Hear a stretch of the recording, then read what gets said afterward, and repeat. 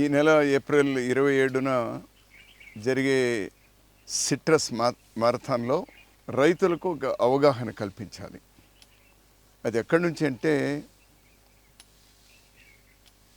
Nursery select చేసే దగ్గర నుంచి, అంటే మొక్క ఏ వెరైటీ చేయాలి, ఎక్కడి నుంచి చేయాలి,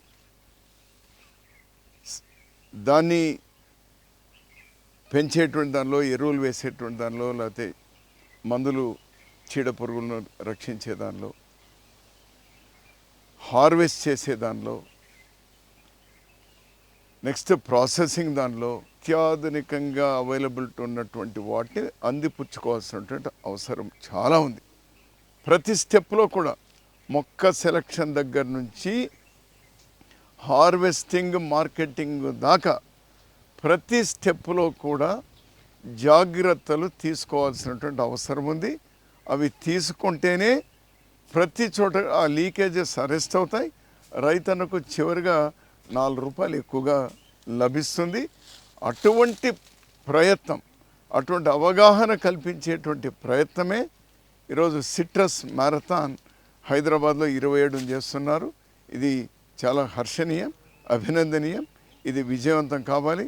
ప్రత్యేకించి యువ రైతులు వీటిని అందిపుచ్చుకోవాలి. నా శుభాకాంక్షలు తెలియజేస్తాను.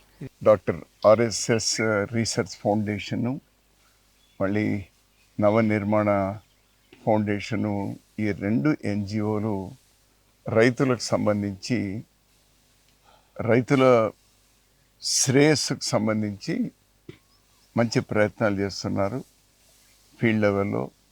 అందులో యువతరంలో యువకులు ఎవరైతే రైతులు ఉన్నారో వాళ్ళందరూ పరిగెత్తిపోతూ ఉన్నారు వ్యవసాయం నుంచి, క్షేత్రం నుంచి.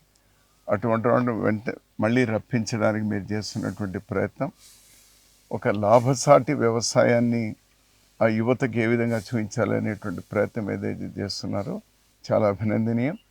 మీ 2 ఫౌండేషన్కు నా ప్రత్యేకమైనటువంటి అభినందనలు. ఒక రైతుగా